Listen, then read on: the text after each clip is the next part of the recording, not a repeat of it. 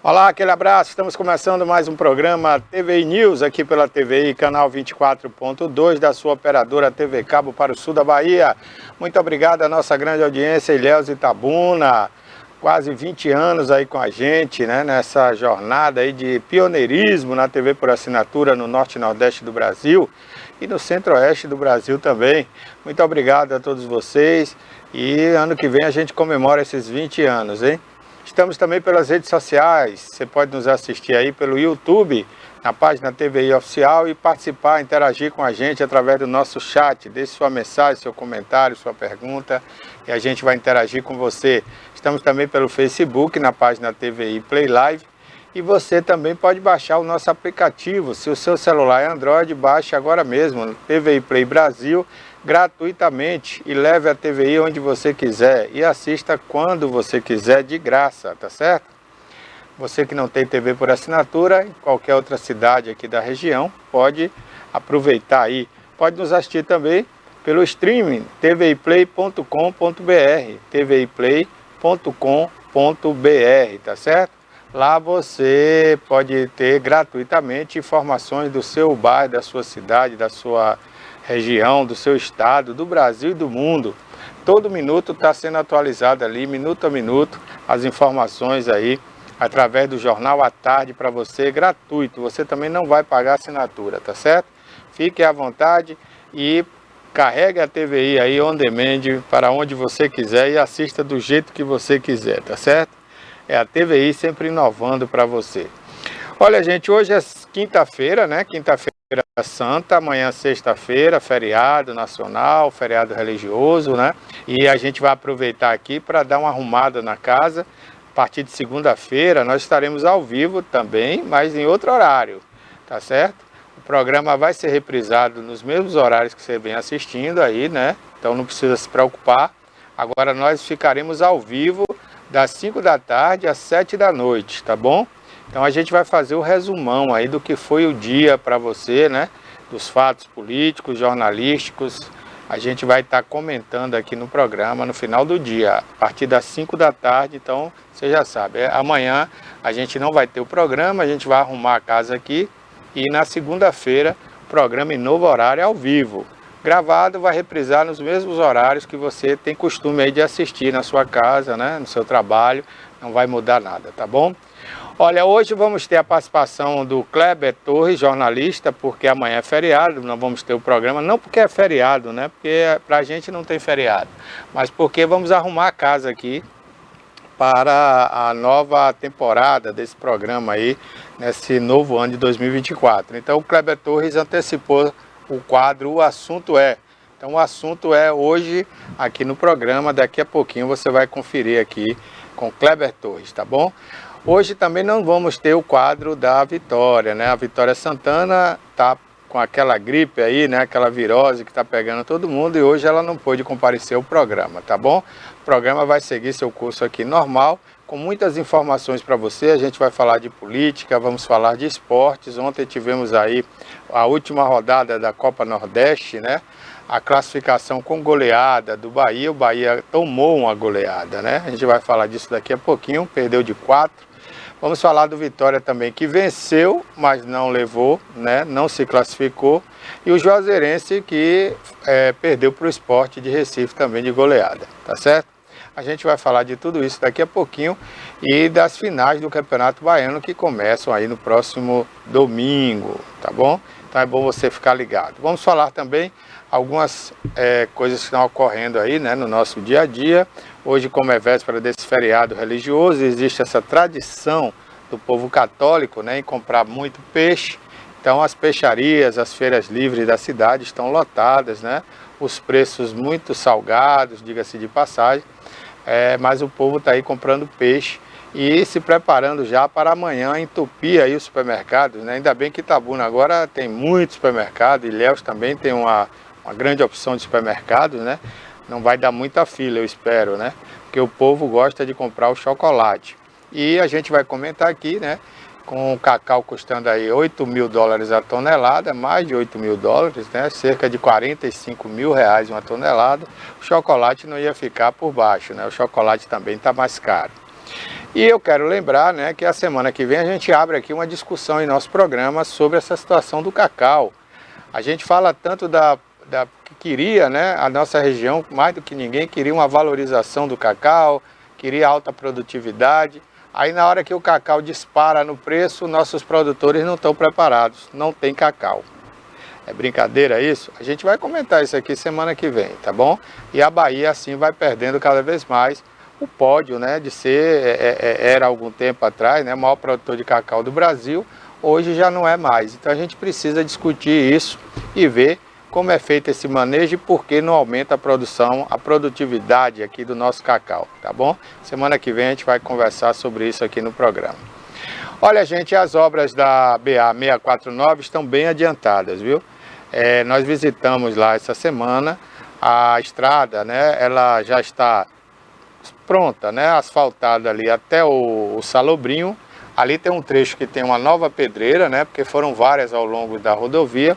Pedreiras essas que contribuíram muito, né, para a formação dessa rodovia, inclusive com mais solidez, né. Muitas pedras foram colocadas no lastro da avenida, da rodovia, né, e isso vai dar aí uma solidez muito grande para o asfalto, né, que está em cima. Então, depois dessa pedreira, segue o asfalto, que já está bem próximo do seu final, ali no Banco da Vitória. E a licitação das obras de artes, né, chamadas as pontes e viadutos, foi feita a licitação, as empresas já ganharam, já tiveram resultado, e ontem mesmo já tinha uma empresa aí limpando a área para retomar a obra do viaduto e da ponte, a primeira ponte, né, que vai ligar a BR-415 à BA 649. As informações que nós temos é que a partir do mês de abril agora, a partir da semana que vem, essas obras vão ser tomadas aí a todo vapor, né? Inclusive com a duplicação daquele trecho ali da Juracy Magalhães. Os apartamentos lá da Avenida Manuel Chaves já estão prontos. Alguns moradores ali da Vila da Paz vão sair daquelas casas, né, que margeiam ali a rodovia, e vão tomar posse lá dos seus apartamentos. Eu acho que o prefeito agora aguarda só a presença do governador Jerônimo para fazer essa entrega, e aí as obras devem começar ali na 415, né? Com certeza se prepare, vamos ter tumulto aí no trânsito, né? Essa rodovia é muito movimentada e vai haver um pequeno tumulto ali. Eu espero que haja um desvio, né? Poderia ser feito até aqui pelo Alto da Comunicação, aqui no Vila das Dores, entrando ali pelos Canecos, né, e saindo lá depois do viaduto, né? Acho que dá para fazer esse desvio para que não haja muito engarrafamento ali. A gente vai conversar semana que vem com a secretária Sônia Fontes para ver quando quando será iniciada essa obra aqui na BR-415, ali entre a Juracy Magalhães e o Semanel, né? Ali aquele viaduto, tá bom? Bom, mas daqui a pouquinho vai chegar o Kleber, e hoje, como Itabuna, Ilhéus, nossa região amanheceu com a chuvazinha, né? Aquele clima ameno, gostosinho, nublado. Vamos ver como é que fica o tempo para o resto do dia? Vamos conferir então. Tudo bom? Ilhéus amanheceu com 24 de mínima e a máxima vai chegar a 29 graus. 91% de continuar chovendo aí no decorrer do período, hein? Itabuna, a mínima foi de 23 até as 6 da manhã, a máxima vai chegar a 30 graus. 90% de chance de continuar chovendo aqui em Itabuna durante todo o dia de hoje, hein? Então vai chegar a 30 graus aí por volta do meio-dia. Nesse momento aqui no Alto das Comunicações, os termômetros já marcam 29 graus. Buerarema, nós tivemos aí a mínima de 23, a máxima vai chegar a 30, também tem chance de chover o dia inteiro. E Itacaré, a chance também de chuva durante, né, todo esse período aí, 87% de chance. Itajuípe, a mínima foi de 23, a máxima chegará a 29 graus. Temos aí uma grande possibilidade também, 93% de chance de chover durante todo o decorrer do período. Ibicaraí, a mínima registrada foi de 23, a máxima será de 29 graus, chance de chover também todo o dia de hoje. E Canavieiras também não vai dar praia, a mínima foi de 24, a máxima aí vai chegar a 29 graus. 87% de chances de chuva aí no decorrer do período na nossa querida cidade aí de Canavieiras.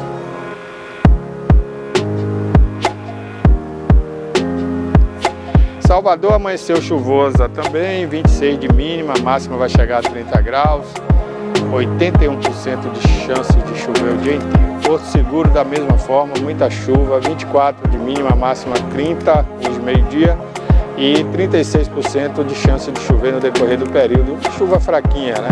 Vitória da Conquista, a mínima foi de 19, a máxima será de 26 graus, 62% de chuva aí, de chances de chover o dia inteiro na nossa querida cidade serrana. Kleber, bom dia e chega aí com o quadro, né? O assunto é... Vamos lá, Kleber, bom dia. Bom dia. Bom dia, ouvintes. Estamos voltando com mais uma edição de O Assunto É. Dessa vez entrevistando o cientista Charles Delaby, professor da UESC e também pesquisador da CEPLAC, que é doutor em microecologia. Ele tem vários trabalhos editados, fez uma tradução inclusive de um livro de Hélio Pólvora para o francês, tem livros publicados infantis e tem também um livro maior sobre as formigas polimorfas, que é um trabalho de pesquisa que reúne mais de 30 pesquisadores do Brasil sobre as formigas. Professor Jacques Delaby, seu trabalho, ele é focado em que esse livro? O que é que ele aborda? Quais os temas? Pelo convite, Kleber, pela televisão. Esse livro ele focaliza vários aspectos de um grupo importante de formigas que são muito importantes para a conservação, sobretudo das florestas na América do Sul. Precisando, o livro está aqui, eu só vou mostrar para vocês aí. Esse livro ele conta com a participação de pesquisadores de várias regiões do mundo, particularmente da França, da Austrália, mas de outros países como o México, por exemplo. É um trabalho internacional. Ele é um livro em português que a gente teve a propósito de escrever esse livro para o público de cientistas, de estudantes de graduação, de pós-graduação do Brasil. Então ele está em português com resumo em inglês. Ele foi publicado pela Editus da Universidade Estadual de Santa Cruz e está disponível em formato de impresso, né? Mas também em formato de PDF disponível na internet. Então ele pode ser consultado por todos. Então esse livro aí toca informação sobre a taxonomia, como que essas espécies de formigas são nomeadas, né? Mas também muitas coisas sobre a biologia dessas espécies. Por exemplo, sobre o comportamento, sobre as interações com outras espécies, né? As formigas é um mundo complexo de formigas, porque são estimadas a 23 mil o número de espécies que tem de formiga que tem no mundo. Então é um mundo, né? E essas espécies, então, elas mantêm interação com um monte de organismos, plantas, com insetos sugadores e com uma montanha de espécies que vivem dentro dos formigueiros, de pequenos grupos que são discretos ao olho humano, mas que são extremamente abundantes. Então esse livro ele focaliza vários aspectos dessa biologia. A gente tem estudo de biogeografia, estudo de comportamento e também um estudo sobre a conservação de algumas espécies, que com a diversidade que temos aqui no Brasil de formiga em geral, desse grupo em particular, várias dessas espécies são ameaçadas de extinção também, porque são muito dependentes do ambiente florestal para sobreviver, e elas se tornam dependentes de esforços de conservação pelos humanos, né? Como estamos mais familiarizados, talvez, quer dizer, o público, né, com conservação de espécies como macacos, mamíferos e tal, mas invertebrados também são importantes, porque eles têm um papel fundamental dentro do equilíbrio dos ambientes, né? Então, as formigas também, elas são muito importantes para isso. Então, algumas espécies atualmente são ameaçadas pela eliminação do seu território. Então, esforço tem que ser empreendido para conservar essas espécies. Como técnico com especialização na área de comportamento, de que forma o comportamento da formiga se parece com o comportamento humano, já que elas vivem em sociedade? Vivem em pequenos grupos, às vezes de 3 a 7 elementos, até de milhões de elementos num só formigueiro. Como é que a gente pode ter uma equiparação, um approach assim, da situação do ser humano e da formiga? Em que a gente combina e em que a gente não combina? Bom, eu falei que formiga é um mundo, né? Então, eu falei que são provavelmente 23 mil espécies de formiga. São conhecidas, mas são descritas ainda somente os 14 mil espécies, aproximadamente. Mas mesmo assim, quando você compara 14 mil espécies conhecidas com uma espécie, que é a espécie humana, dá para ver essa grande diferença, né? Com tantas formigas, tem tantos comportamentos diferentes, não tem uma coisa unificada para as formigas. São organismos sociais, em geral, que depende de uma fêmea reprodutora, de algumas vezes de várias, que é a rainha, né? E uma série de operários que não reproduz e que trabalham em prol da sociedade. Então, como você falou, a gente conhece aqui na região, por exemplo, espécies que têm uma população muito pequena, né? 5, 7 operários, por exemplo, dentro de uma população, são extremamente especializados, são extremamente raros, mas existem aqui. E tem outros que existem aqui na região também, que, como a saúva, por exemplo, que todo mundo conhece, né? O acaçarema, que é popular entre os agricultores, que pode ter 1 milhão de operários trabalhando para o bem da sua sociedade. Então é um pouquinho difícil comparar uma sociedade humana com uma sociedade formiga. Isso aqui fascina os filósofos e os naturalistas há vários séculos, esses aspectos de comparar uma sociedade com outra, mas na verdade você está querendo comparar a sociedade humana com uma série de sociedades diferentes, cada uma é diferente. Então talvez o modelo que na sociedade humana que talvez mais se aproxima da sociedade de formiga em geral seria o comunismo, talvez todo trabalhando para um objetivo comum, com desinteresse pessoal, sei lá, alguma coisa que talvez mais se aproxima. Mas é um assunto para filósofo discutir. Naturalista geralmente não vai entrar muito nesse tipo de detalhe, que pode ser meio ambíguo, depende um pouquinho das circunstâncias com as quais se fala. Nós vivemos um problema do aquecimento global e da degradação do ambiente em escala planetária.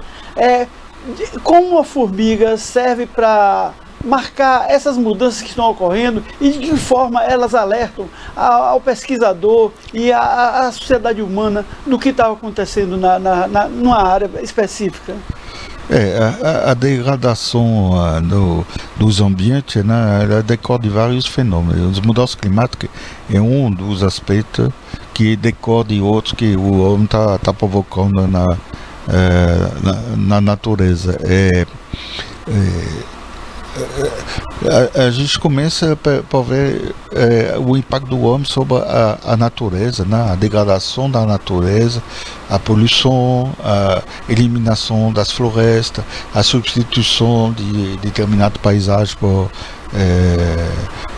cidades, por exemplo, construção de estrada, asfalto, tudo isso tem consequências sobre a natureza e tem consequências sobre as formigas, a começar pelo fato que o comércio internacional, por exemplo, vai permitir a muitas espécies de formiga de ser trazida para o ambiente urbano ou agrícola também. E essas espécies exóticas que vêm da África ou da Ásia, elas contribuem também para modificar a natureza no Brasil, né? Vale para a formiga, mas vale para um monte de outros organismos, inclusive para plantas, para aves, para muitos animais também. Então todos esses animais e plantas, eles modificam as comunidades naturais que são desequilibradas em função disso, e já é uma primeira coisa que acontece. A mudança climática em si, ela tem um impacto um pouquinho mais perverso. A mudança climática, ela modifica, por exemplo, o regime de chuva numa região, então vai modificar a distribuição da vegetação, né? Vai alterar a distribuição da floresta, da vegetação herbácea. Ela vai modificar o nível do mar, então vai provocar erosão das costas, por exemplo.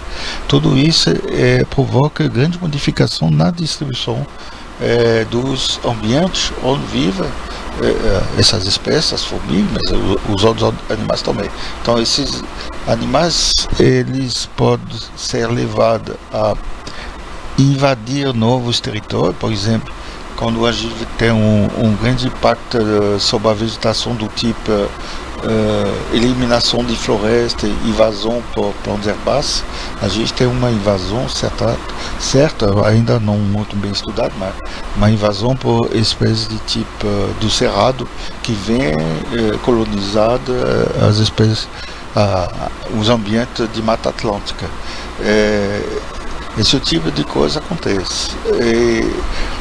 E tudo isso tem impacto e desequilíbrio sobre as comunidades naturais desses animais. E é muito difícil avaliar isso, mas com as formigas a gente consegue ver alguns elementos dessas informações e pode antecipar problemas. A solução ainda é mais complicada, mas problema a gente pode às vezes antecipar. Agora, as formigas, elas têm uma atuação, até na sociedade humana, impacto. Por exemplo, como transmissor de doenças hospitalares e tudo. É um agente de difusão de doenças também? Sim. Bom, é certo que, em primeiro lugar, a gente tem que falar das formigas que vivem no ambiente hospitalar. São as mesmas formigas, praticamente, que a gente tem nas casas. Itabuna, toda a cidade da região, toda a cidade das regiões tropicais no mundo, tem formigas que são geralmente exóticas de outros países, de outros continentes, e que invadem o ambiente urbano e dentro das casas, que se adapta a viver dentro das casas. Então, uma formiga bem conhecida é aquela formiga que vocês tomam no cafezinho, que vê rodando perto do açúcar, muitas vezes as pessoas dizem é a formiga do cafezinho, é bom para as vistas, porque ela é tão pequenininha que ela é difícil de enxergar. Se você enxerga, é porque sua vista está boa ainda. Mas tem outra relação, essas formigas muitas vezes são associadas, por exemplo, a diabetes, porque essas formigas de ambiente urbano, elas visitam lugares que estão carregados de açúcar, e se você tem o caso de observar formiga, por exemplo, no lençol da cama, no vaso sanitário, é porque é provável que dentro da cama ou dentro da casa, pelo menos, tem alguém que esteja com diabetes. Então já é indicador de alguns fatos assim. Então nos hospitais são as mesmas espécies que ocorrem, só que as formigas são animais que detestam o vácuo. Elas sempre procuram o que tem para colonizar, seja para como moradia, seja para comer, né? E no hospital, então, elas colonizam o ambiente hospitalar, apesar de usar muitos produtos químicos, tem umas formigas que se dão extremamente bem quando se usa água sanitária, por exemplo. Tem uma pequena formiga amarela que você vê colonizar o ambiente, que é uma formiga africana. E essas formigas, então, procurando alimento e procurando moradia, ficam circulando o tempo todo dentro do ambiente. Então, que se tiver, por exemplo, dentro de um quarto, um ambiente, um lixo com sangue, alguma coisa assim no hospital, né? Elas vão procurar comida, elas vão procurar proteínas, principalmente nesse lixo. E aí, como elas circulam o tempo todo, elas acabam. E como elas vivem em sociedade, elas acabam se contaminando uns aos outros com um germe que pode estar circulando por aí no hospital. Então elas podem subir na cama, por exemplo, e visitar os ferimentos de um paciente, né? E provocando distribuição de doenças. Tem toda uma linha de pesquisa, principalmente aqui no Brasil, avaliando o efeito das formigas com as doenças chamadas doenças nosocomiais, que são as doenças que se pegam no hospital. Não estou dizendo que as formigas são responsáveis só disso, né? Mas por parte, elas redistribuem dentro do ambiente hospitalar bactérias e vírus e fungos patógenos, né? Há mais de 20 anos que tem essa linha de pesquisa no Brasil. Desculpa. Então é muito importante conseguir controlar insetos e hospitais a fim de evitar esse tipo de problema. O hospital tem um elemento interessante, e que os grandes hospitais, por exemplo, no Brasil, no mundo, são os lugares que concentram os maiores problemas de saúde. Porque se tem uma pessoa que tem uma gripe qualquer que o médico não consegue resolver, vai encaminhar o paciente para o hospital maior, né? Nesse hospital maior, então o paciente pode chegar com uma bactéria diferente, um clone de bactéria mais resistente a antibióticos, etc. Então, nos hospitais maiores, que acaba se concentrando os problemas maiores de doença. E esses lugares são os lugares que tem que ser mais protegidos contra insetos como formiga ou outros organismos também que podem circular por aí e distribuir a doença, né? Redistribuir essas doenças. Então tem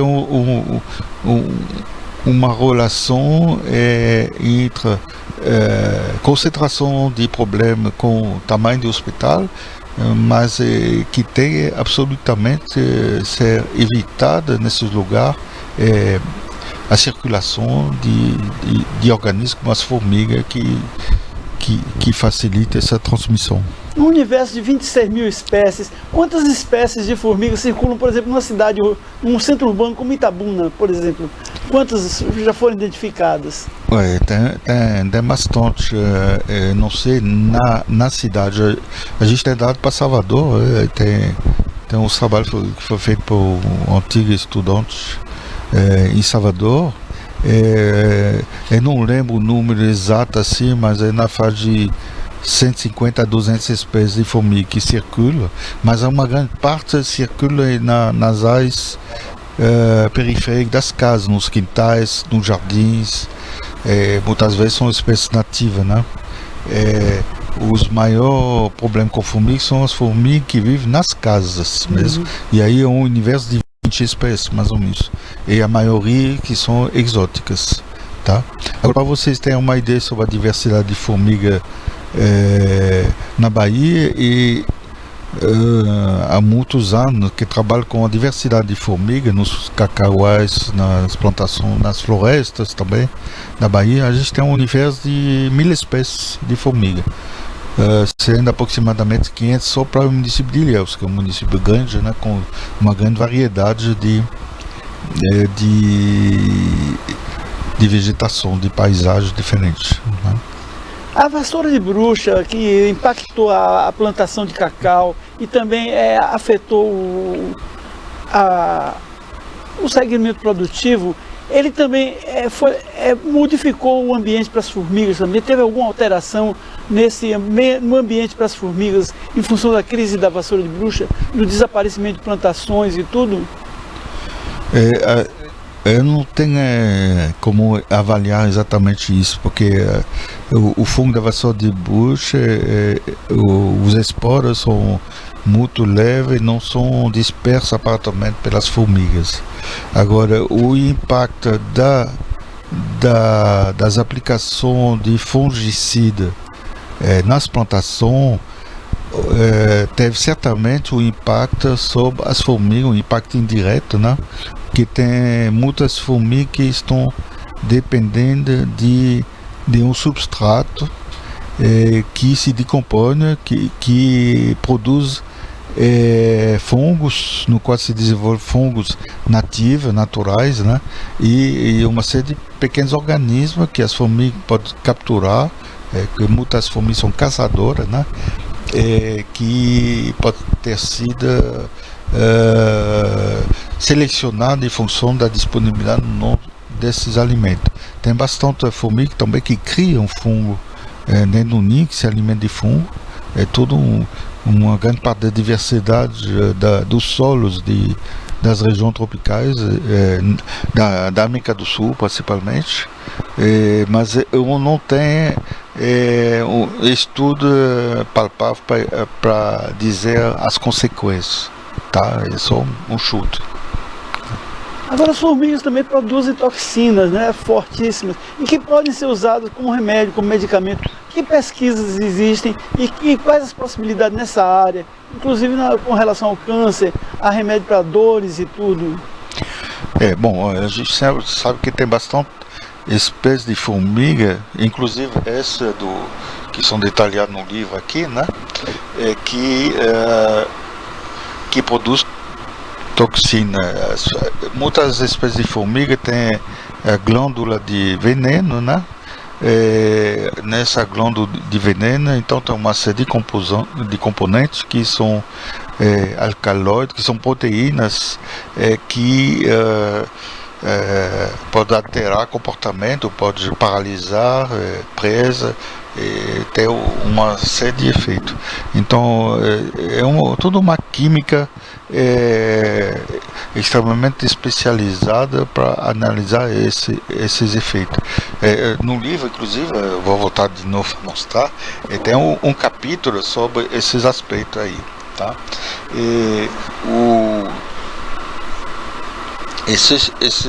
Essas toxinas vão depender das espécies. Cada espécie de formiga de determinado grupo produz seu material químico diferente das outras. Cada espécie de formiga praticamente tem que ser estudada de modo independente para saber como que funciona seu veneno, né, sua peçonha, né? E é um lado fantástico. Tem pessoas especializadas que trabalham só com veneno de formiga, como existem outras pessoas trabalhando com veneno de cobras, por exemplo, de aranhas, né?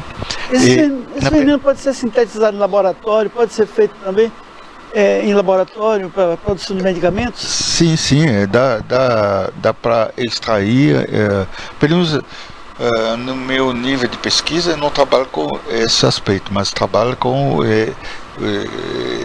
interagindo com pesquisador, né? Eu sou especializado sobre isso, mas quais são os efeitos dos diferentes componentes de um veneno, e pode ter 20 ou 40 ou 50 componentes diferentes, esses alcaloides, né? Para você ter uma ideia, como que isso é importante. Existem pesquisas sobre esses venenos de formiga há mais ou menos 40 anos, 50 anos, né? As premissas dessas pesquisas era a observação que umas pequenas rãs, umas pererecas que existem na América Central, principalmente no norte da Amazônia, aquelas dendrobatidas são pererecas muito coloridas. Era usado pelos amerindianos para fabricar veneno muito forte, né? Que é usado para, por exemplo, para temperar a seta, né? E para caçar animais que eram paralisados com esse veneno. Então, esse veneno de dendrobatida, ele é o concentrado do produto que essas pererecas estão comendo. Elas comem o quê? Elas comem basicamente formiga. Então elas se alimentam dessas formigas, são pequenininhas, né? Se alimentam dessas formigas, ainda 1 milímetro, 2 milímetros, concentram os alcaloides na pele. Elas têm umas glândulas especializadas na pele que concentram esse veneno, que é extremamente ativa e mortal, inclusive para o ser humano. Então isso aqui já dá uma ideia do poder desses alcaloides muito concentrado, né, na pele desses anfíbios. E atualmente tem muitos grupos de pesquisa que estudam os princípios farmacológicos desses alcaloides para ver então as possibilidades de usar pelos seres humanos como fonte de antibiótico ou de princípio ativo de futuros medicamentos. Eu não sei citar em particular coisa tirada de veneno de formiga como que está sendo usado, mas eu sei que extrato de veneno de cobre que servia para produzir remédio para hipertensão, por exemplo, né? Agora, que projetos de pesquisa vocês hoje realizam nessa área de microecologia, tanto na universidade como na CEPLAC? Quais são as áreas que vocês mais atuam hoje em pesquisa? Bom, passou a ser bastante diversificada, né? Então, eu falei, tem um estudante, por exemplo, trabalhando em Salvador, um ex-estudante, agora é doutor, né? Trabalhando com as formigas que vivem no ambiente urbano, né? Aqui nós temos estudantes trabalhando com a taxonomia, então tem muitas espécies que são novas para a ciência, que a gente descobre ainda nessa região aqui, né, por exemplo, e tem principalmente as menores de tamanho, que formiga varia entre 1 milímetro e vamos dizer 35 milímetros, né? Mas a maior parte é pequenininha, então muitas não apareceram ainda para estudo taxonômico, para a ciência, então estão sendo atualmente descrição. Isso tem um esforço muito grande de descrição de espécies no Brasil, em vários grupos universitários principalmente, que trabalham com isso. Então temos isso aqui, temos sempre o interesse para desenvolver aspectos sobre o controle biológico exercitado pelas formigas no ambiente da explotação de cacau. Eu trabalho na CEPLAC, então isso é um tema sempre importante desenvolvido com as pesquisas. O pessoal da região conhece bem a caçarema, por exemplo, é familiarizado com a caçarema, é um importante auxiliar do controle biológico do agricultor, porque onde que tem caçarema nunca tem necessidade de aplicar inseticida para controlar a praga do cacau, né? A caçarema é um organismo que construi aquela construção nas árvores que todo mundo conhece, né, aqui na região, e então já falei, com quase 1 milhão de operários, às vezes, dentro de um grande formigueiro, mas que ela mantém relação com uma série de animais. Ela mantém relação com inseto sugador, né, cochonilha, que são distribuídos, fazem ninhos bem discretos na periferia da planta, mas são milhares e milhares de cochonilhas que cada formigueiro é capaz de criar. Então, isso aqui é um aspecto que nós estamos estudando, né? Outro, muitas vezes tem casa de maribondo que se instala perto desses formigueiros. Então, o porquê dessa situação é uma coisa que a gente está tentando explicar atualmente.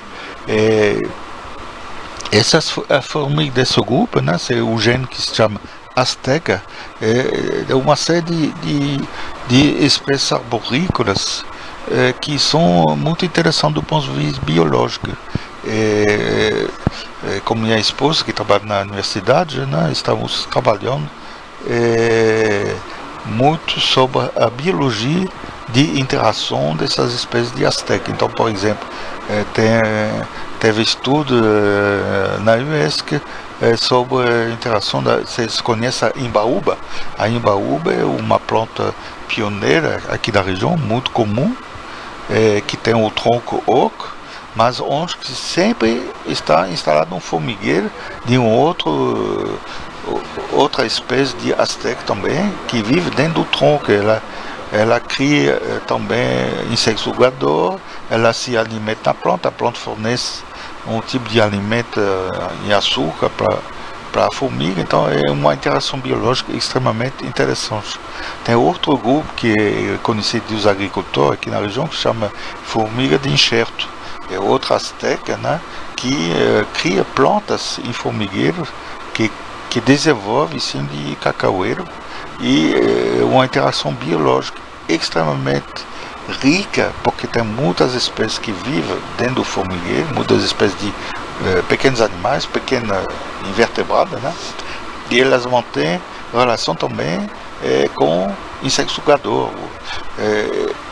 Todas as formigas arborícolas, em geral, elas mantêm interferência com o inseto sugador, porque os insetos sugadores, eles se fixam na planta, eles suga a seiva da planta e excreta um alimento doce, né, que se chama onedil, que as formigas recolhem, que serve como alimento para as formigas. Então, todo esse tipo de interações são extremamente interessantes. E a formiga de enxerto também é um problema sério encontrado pela cacauicultura desde os anos de Bondar aqui, que trabalhou bastante com essas espécies. Então, é um assunto que tem impacto na produção da região, né, mas que também interessa muito os biólogos, tá? Agora, tem alguma formiga, alguma espécie que combate a vassoura de bruxa, o fungo? Não, eu não tenho informação sobre isso, não. Tá? Nós sabemos que algumas formigas, inclusive a caçarema, favorece a podridão parda. A podridão parda é o seguinte: quando algumas formigas, como a caçarema, fazem um forte controle biológico de uma árvore, essa árvore fica beneficiada pela presença da formiga, então ela é menos atacada por insetos e ela se desenvolve mais. Então, quando se desenvolve mais, ela tem mais folha e o ambiente, o ar que circula perto da planta, ele é mais abafado. Então, o abafamento favorece a proliferação da podridão parda. Então, é um problema de manejo quando acontece esse tipo de situação. Não é para eliminar a formiga, mas é para fazer uma poda seletiva na planta, para deixar elas mais ventilado, vamos dizer, para evitar o problema de podridão parda. É o único caso que eu conheço de problema com doença, né? Agora, a região é uma região agrícola. E nós temos alguns problemas, por exemplo, Itabuna perdeu 8,6% da população no último censo. Ilhéus perdeu 3,3% dessa população. Agora acontece o seguinte, Itabuna tem uma renda per capita de $19.600 reais. E Ilhéus tem uma renda per capita da população de 32.756.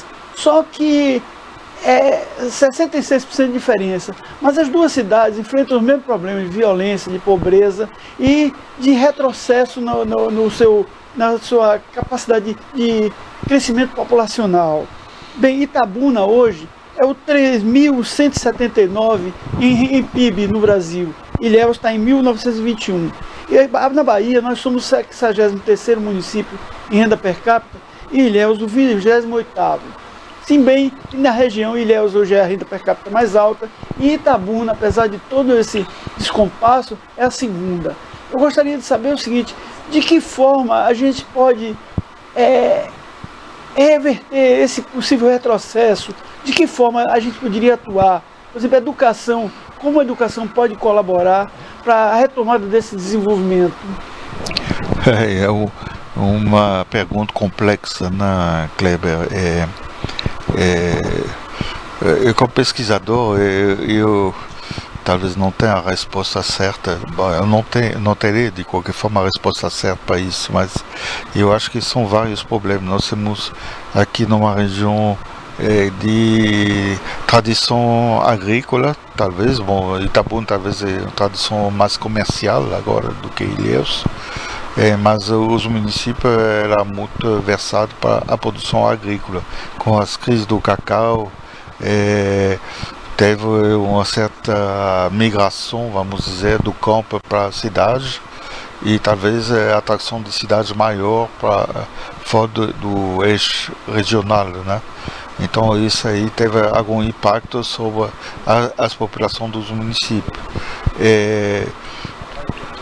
Um dos elementos que a gente pode vislumbrar, talvez como um problema maior, é o problema da educação. A educação ela mudou muito desde o tempo que eu cheguei no Brasil há 38 anos. As prioridades passaram diferentes. Bom, primeiro, voltando ao assunto,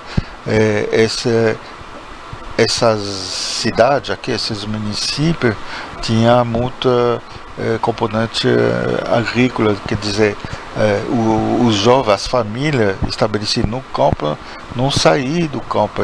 A educação, ela é muito, bom, ela é certamente fraca, né, mas ela é dispersa no campo.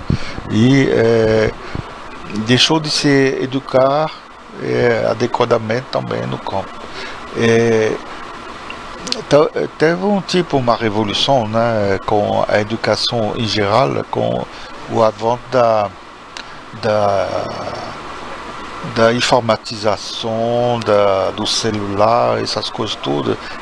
A juventude atual não consulta o livro como consultava outrora, né? E ficou uma educação bem fragilizada para alguns aspectos. Por exemplo, jovem atualmente dificilmente tem conhecimento de literatura, tem conhecimento de como abordar a fonte de informação especializada. É tudo consultado na internet, quando consulta adequadamente. A gente sabe que tem muitos problemas também sobre a qualidade das informações distribuídas atualmente, e tudo isso concorre uma fragilização do conhecimento em geral.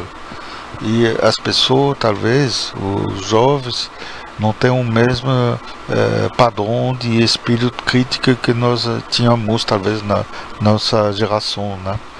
Então, eu não sei se isso é a resposta, né? Mas é o problema que estou enxergando. Itabuna é um centro de comércio, se bem que o centro de comércio hoje é afetado até pelo comércio online. A pessoa compra da China roupa, com livros e tudo, e dos Estados Unidos, quer dizer, e o comércio local perde vendas. Quando você vai no banco, o banco deixa de funcionar, de operar mais, porque se faz o Pix, que substitui o dinheiro, a moeda, pelo dinheiro eletrônico. Educação e saúde, nós ainda somos polo da região. Que outros vetores a gente poderia ter? Por exemplo, um centro de inovação, de tecnologia, um centro de redistribuição de mercadoria, de operacional, para essas cidades reaglutinarem.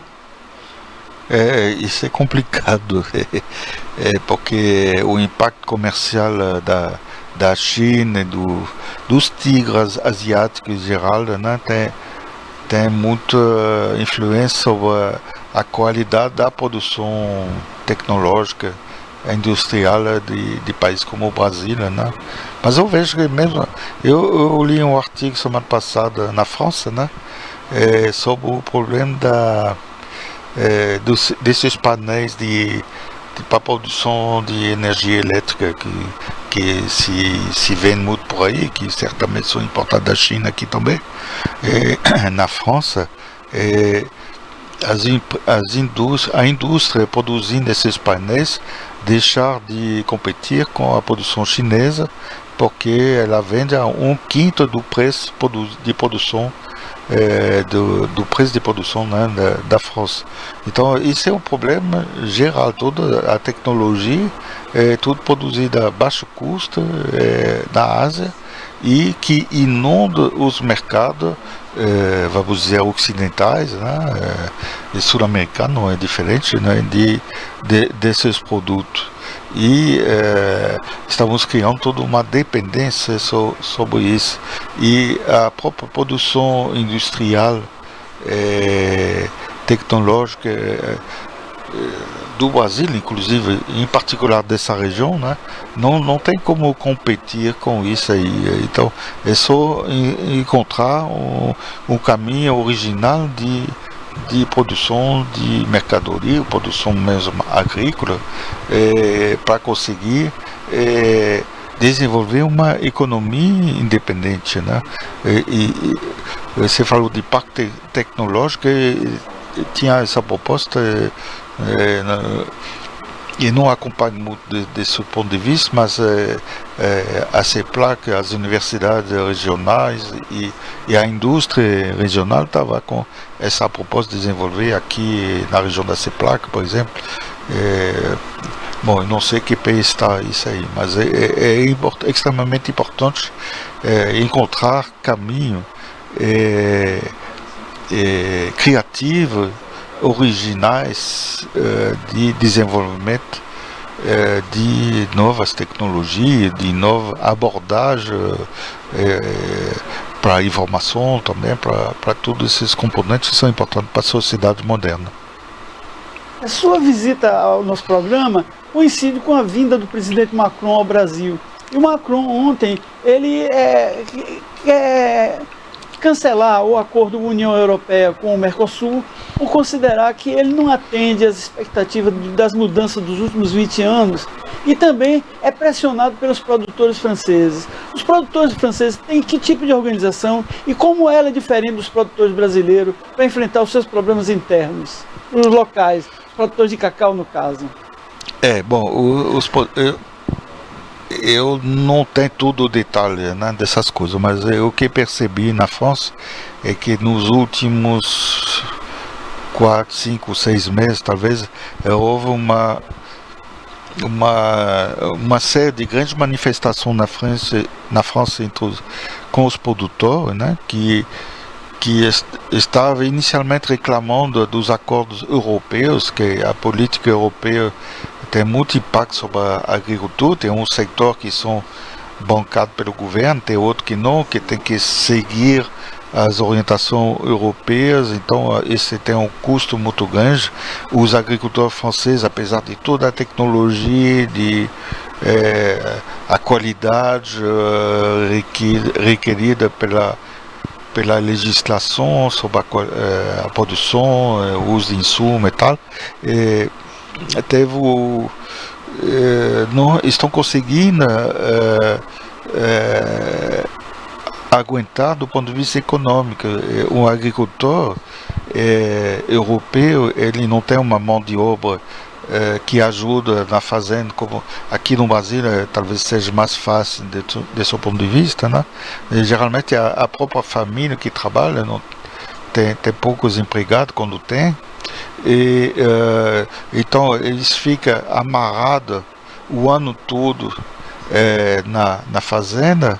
Eles têm problema com a educação dos filhos, então tem também uma perda a nível rural. A pessoa prefere migrar para a cidade que tem conseguir dar melhor educação, né, etc. Então, agricultor não tem festa, dificilmente consegue alcançar o salário mínimo, e está uma forte taxa de endividamento, né, como aqui também, né? E aí estão reclamando de toda essa situação que torna eles escravos da terra.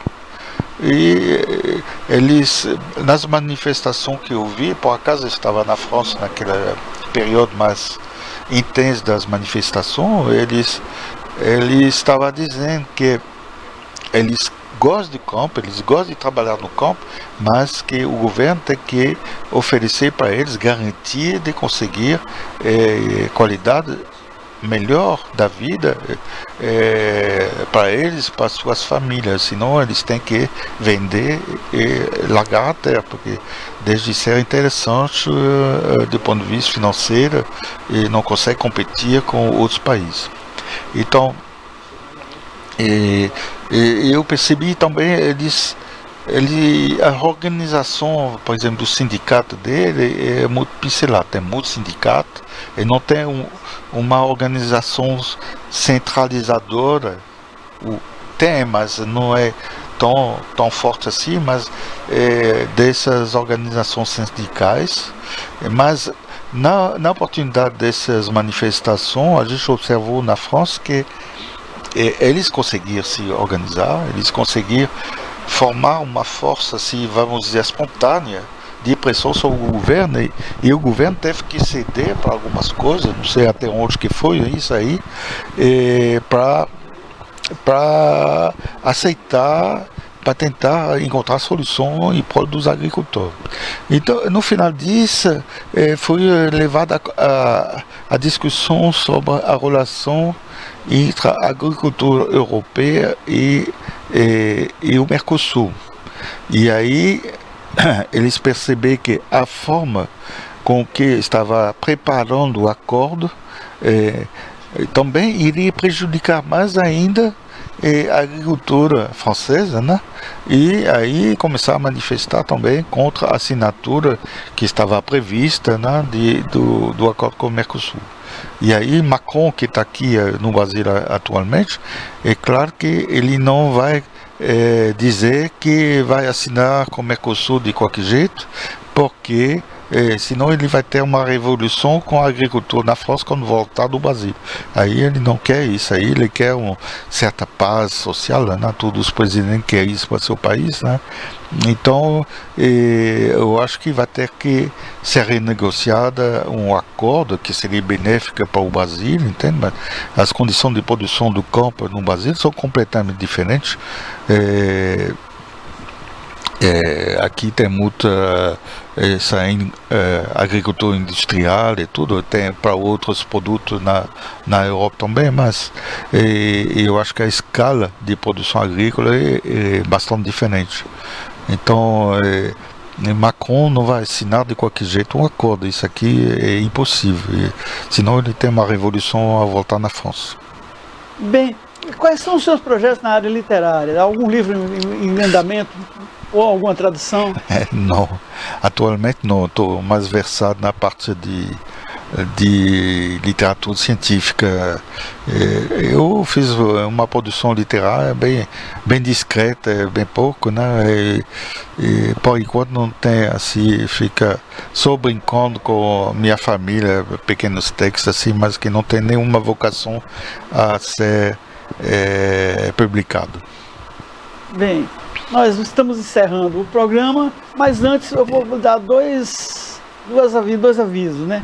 Primeiro, um filme, A Chamada, com Liam Neeson, sobre um empresário que é perseguido por uma voz anônima pelo telefone e que o ameaça de morte. É um filme interessante, instigante, de suspense e que vale nesse feriado da Semana Santa. Também nesse feriado da Semana Santa, uma boa dica seria a leitura deste livro, O Caminho do Centro, Memórias de uma Aventura Eleitoral, do advogado Marcelo Trindade, que foi candidato do Novo em 2018 ao governo do Rio de Janeiro, uma campanha que ele rendeu 1% dos votos, um pouco mais de 1% dos votos, mas que foi uma campanha vitoriosa em termos de discussão de propostas, de uma proposta inovadora, não tão radicais quanto a dos políticos de esquerda, nem tão radicais quanto a proposta de direita que elegeu o governador do Rio, Wilson Witzel, que acabou cassado. É um livro interessante que ensina os bastidores de uma campanha, como é que se faz, como é que se prepara e as lições para evitar o amadorismo e até um plano B na área de comunicação. Bom fim de semana, bom feriado e até a vista.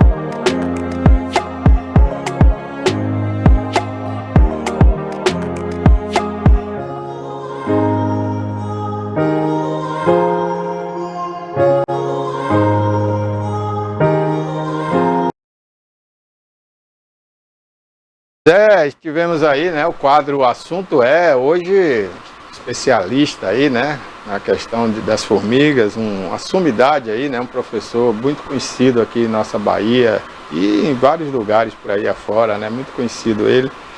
E falava aqui o professor, o mestre Roberto José, né, que é uma sumidade, né, Roberto? Professor Jacques é uma referência internacional, né? Eu não tive a honra de tê-lo como professor, mas passando pela UESC, a gente sabe que o professor Jacques Delabé é referência. A gente chama de uma lenda, né? Lenda viva, né? E é uma satisfação, né, a gente ter profissionais desse quilate aqui na nossa região. Bom, aproveitar que eu já cumprimentei aqui o Roberto. Bom dia, Roberto, né? Esse início de feriadão aí. Eu queria abordar alguns temas, Roberto, principalmente na sua especialidade, né? Você que tem livros aí sobre esse tema, segurança pública. Eu queria abordar alguns temas aí, porque nosso país está se discutindo muito agora, a questão de acabar com a saidinha, né? Virou lei no Congresso. Temos aí também outra discussão agora, que é sobre se manter, aquilo que eu até falei aqui com você outro dia, né? Eu acho que a gente não precisa de novas leis, a gente precisa fazer se cumprir as leis, né? Então o Congresso disse que vai se debruçar agora também, depois do feriado aí, sobre essa questão de muita regalia, né, para preso, né? O indivíduo acaba de ser preso, aí já quer um benefício. Por exemplo, o Robinho foi preso agora por uma decisão do STJ, para cumprir uma pena que veio da Itália, né? Já que ele não pode ser extraditado, ele vai cumprir no Brasil.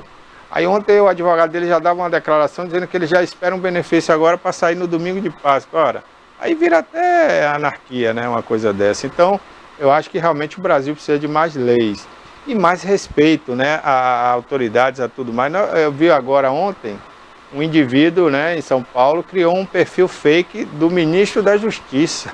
Quer dizer, imagine, se cria do ministro da Justiça que sai de outras pessoas, né, do indivíduo comum.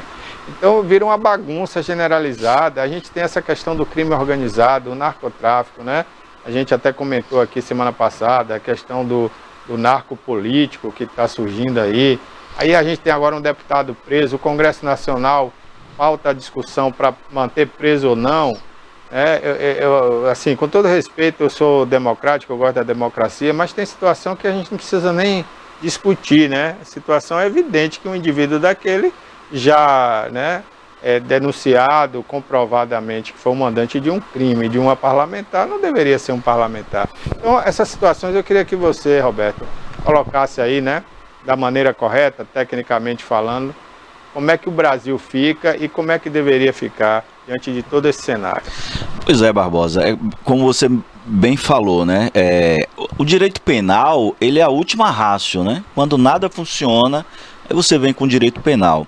Então não é na ponta da caneta que você vai resolver situações estruturantes do Brasil. Então não é criando a cada dia mais leis novas que a gente vai resolver o problema estrutural do Brasil, o problema da gestão.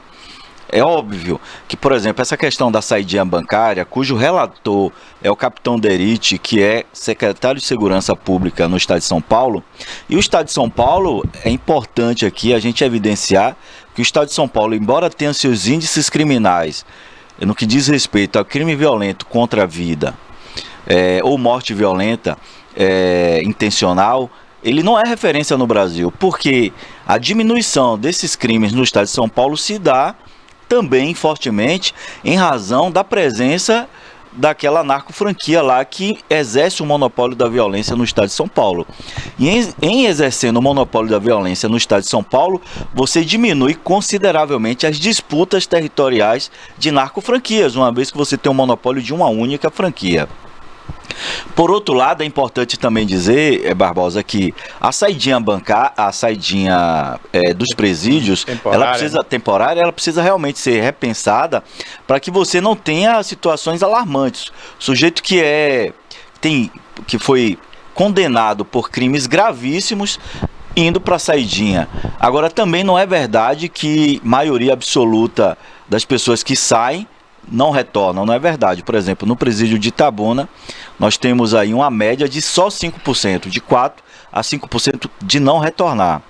Também o Estado não consegue assegurar que aquelas pessoas, em sua saída, não cometam crimes, apesar de você ter um sistema de monitoramento muito eficaz. Você pode, inclusive, colocar tornozeleira eletrônica para saber a movimentação daquele sujeito. Então, a gente consegue ter mecanismos de fiscalização para se chegar lá, mas é óbvio, por exemplo, o que é que a gente está percebendo hoje no Brasil e está sendo palco de discussão, Barbosa, lá no Fórum Brasileiro de Segurança Pública. O perfil criminoso no Brasil está mudando.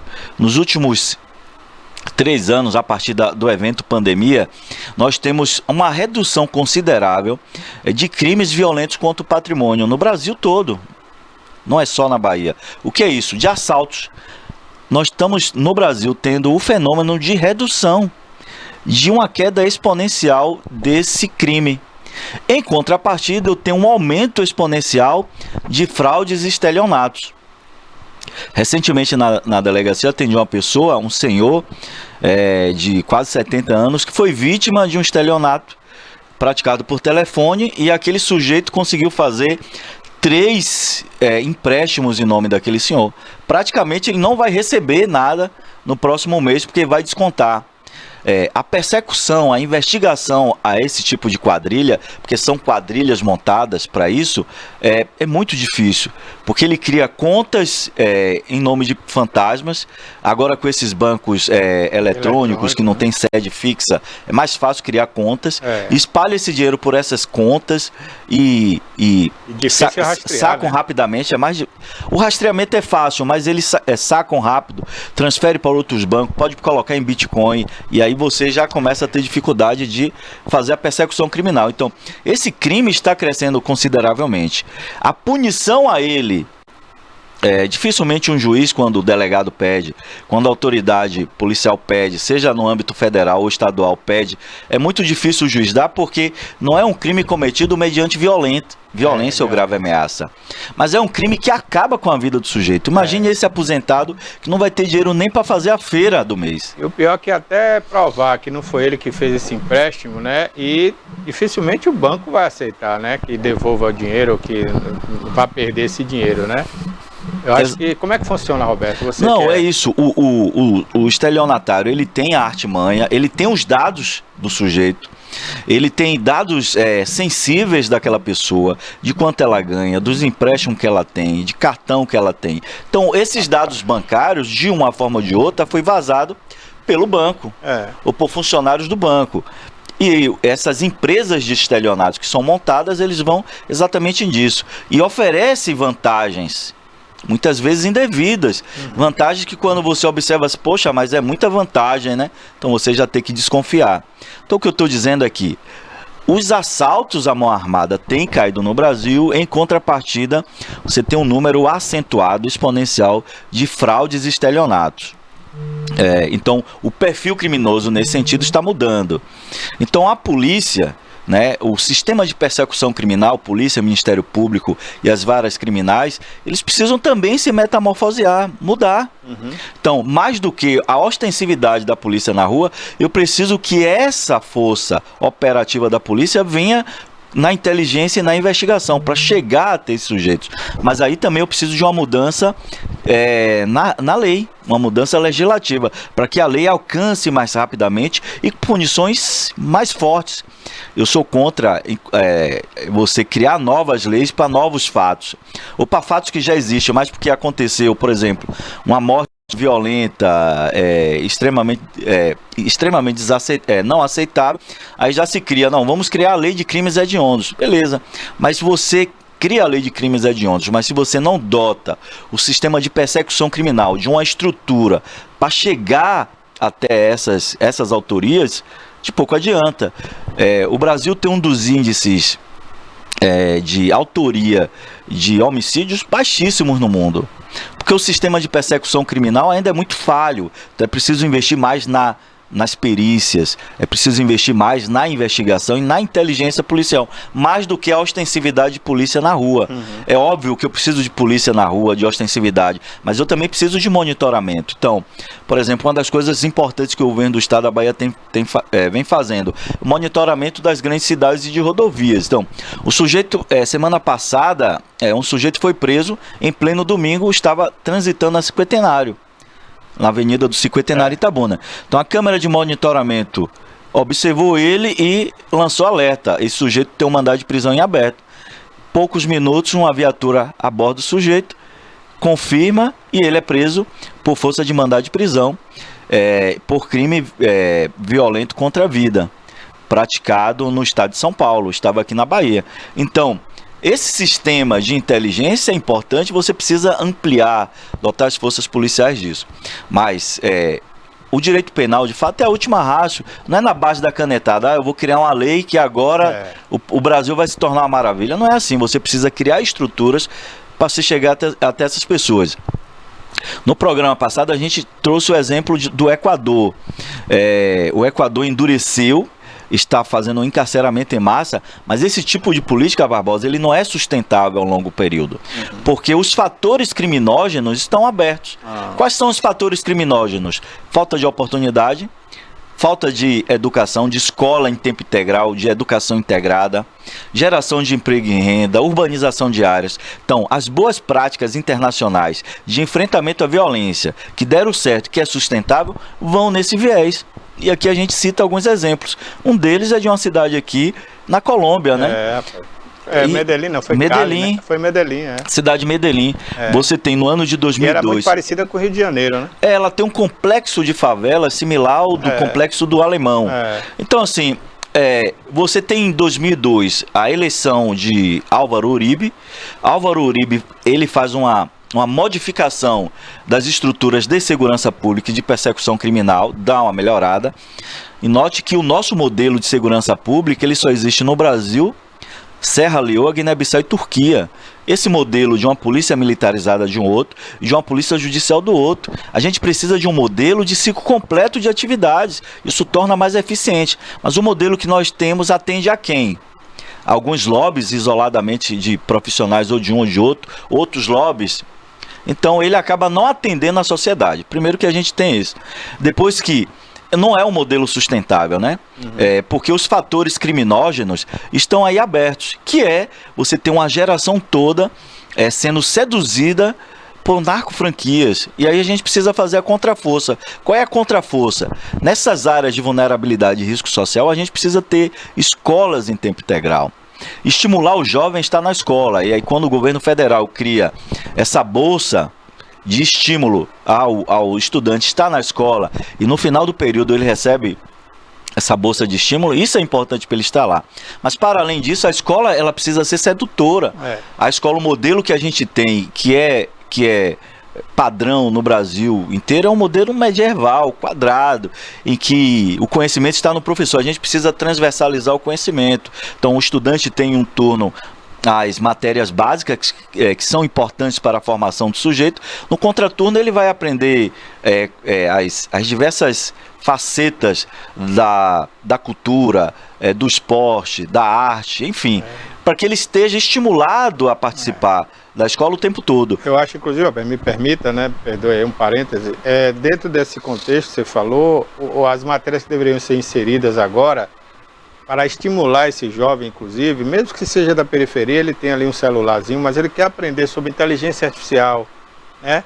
Ele quer aprender sobre informática, ele quer aprender sobre tecnologia. Eu acho que é isso que vai atrair o aluno. Não adianta eu chamar ele para aprender a ser pedreiro que ele não quer, né? Isso já tem o IFBA que faz, tem outros, né? Então ele quer uma nova tecnologia na mão, ele quer aprender a usar o celular como uma ferramenta, né? Então acho que isso também... É importante que a gente tenha essas ferramentas também às mãos, mas, Barbosa, a gente também precisa de fazer atividades manuais. Então essa juventude hoje está se perdendo essa coisa de atividades manuais. E as coisas, Barbosa, vêm tudo pré-formatadas. Então você não tem uma diversidade de inteligências sendo ali estimuladas, porque as coisas vêm formatadas de cima para baixo pela a tecnologia da informação.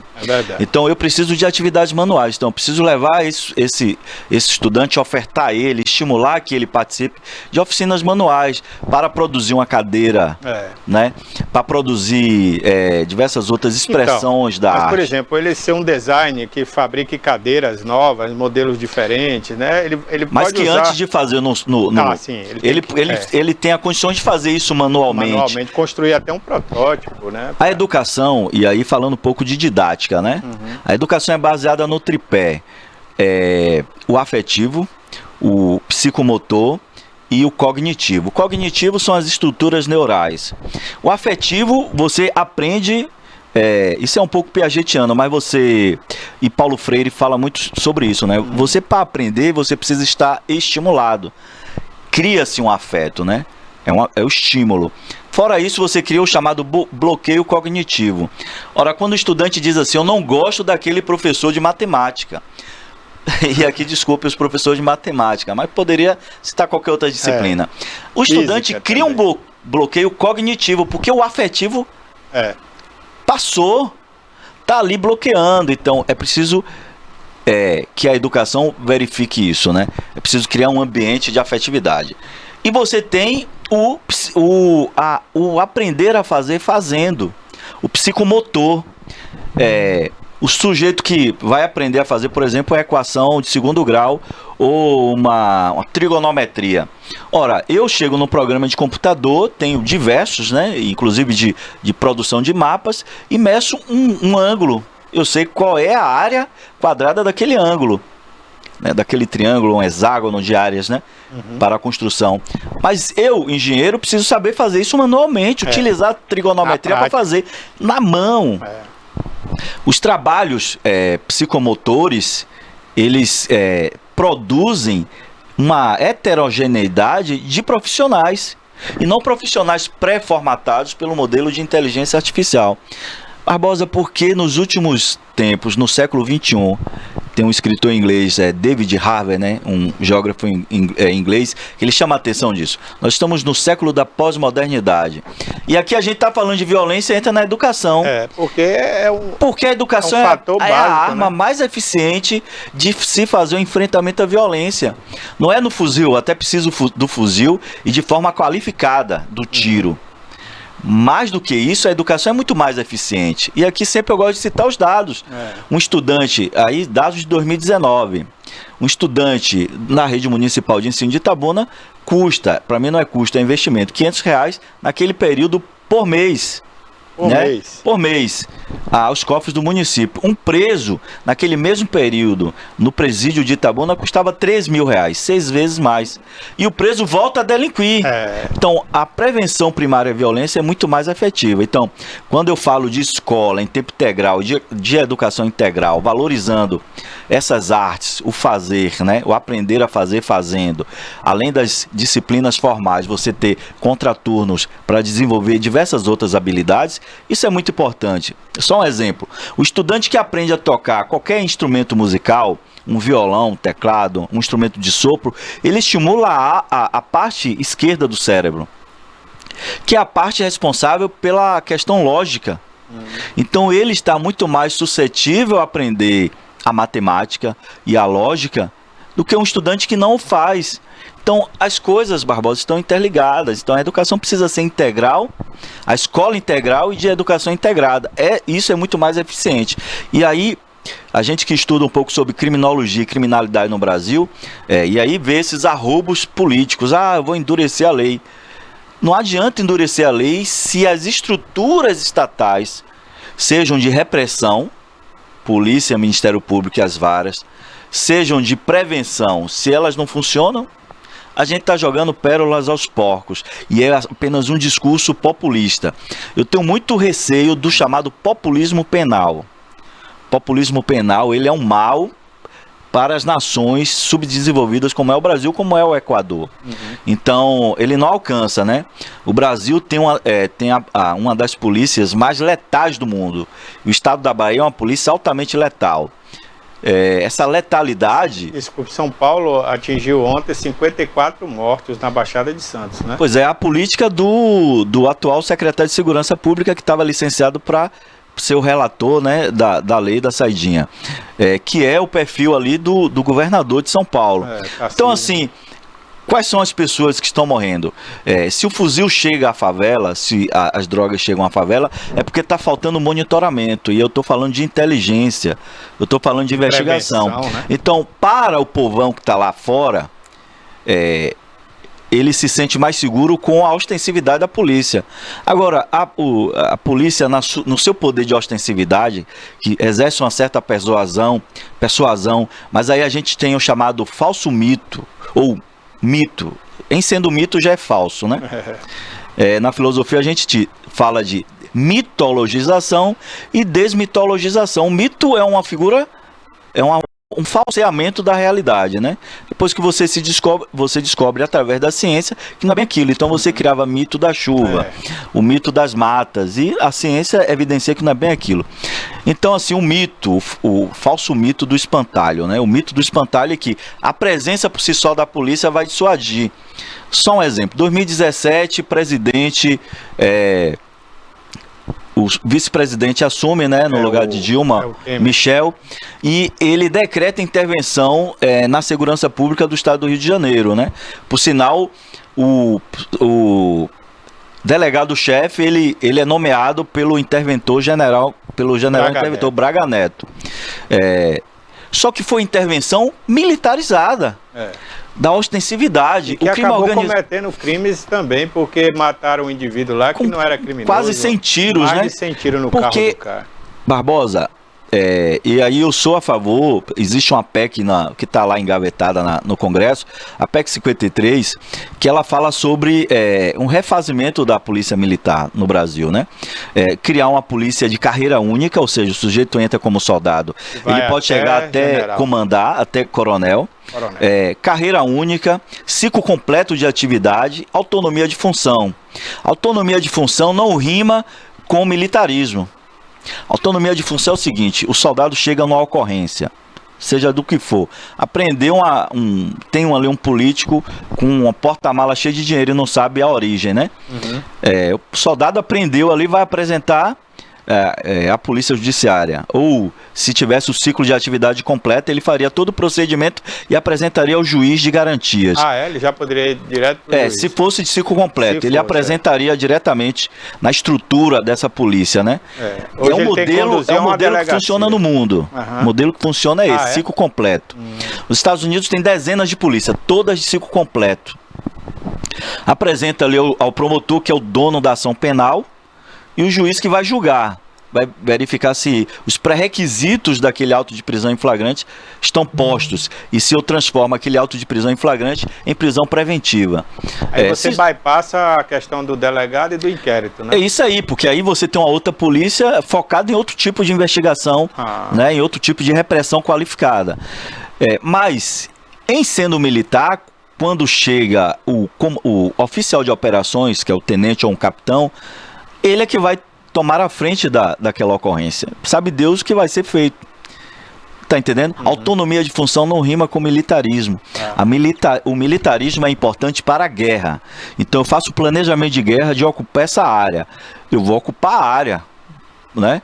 Então os soldados envolvidos ali nos diversos pelotões e organização ali vai ocupar a área e disposto a fazer um enfrentamento por tiro. Só que segurança pública é uma outra vibe.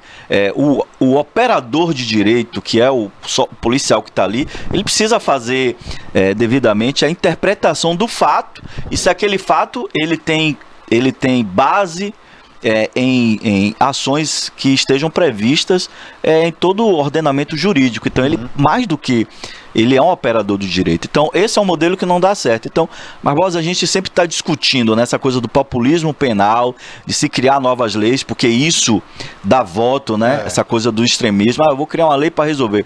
Você não resolve se não mudar a estrutura, se não transformar os presídios de fato em unidades ressocializadoras, que no mundo inteiro não funciona como unidades ressocializadoras. Você tem índices, por exemplo, nos países escandinavos, no próprio Japão, o sujeito que entra uma vez no presídio, ele volta a delinquir em mais de 70%. Então, agora, Roberto, o que é mais importante? Prevenção primária. Você não acha que o modelo americano é um modelo, não vou dizer perfeito, porque não existe perfeição, né? Tudo tem suas falhas, inclusive a pena de morte. Foi comprovado lá que não era tão bom assim. Hoje alguns locais só aderem lá à pena de morte, né? Não é o país inteiro. Mas lá, se o cara for preso, ele é preso mesmo. Se ele tiver que cumprir 17 anos, ele vai cumprir 17. Se tiver que cumprir 30, ele vai cumprir 30. Se uma criança lá, né, um adolescente matar, ela vai presa, claro que num presídio diferenciado, mas ela é presa, diferentemente do Brasil, que não pode se prender uma criança ou um adolescente. Aqui é apreensão e mesmo assim é por 3 anos só. No máximo, né? No máximo. Você não acha que é isso que leva à impunidade? Você saber que, aqui você vai preso, daqui a pouco você está na rua, em caso você nem vai preso, se apresenta e fica respondendo em liberdade. Não é isso que dá essa sensação? O sistema norte-americano, por exemplo, o sistema de polícia é aquele ciclo completo. E é o que se tem no mundo de melhor modelo, né? Basicamente toda a Europa, o sistema é de ciclo completo. Agora você tem as falhas também no sistema de justiça dos Estados Unidos. Você tem muito inocente indo para a cadeia e muito em razão do racismo estruturante.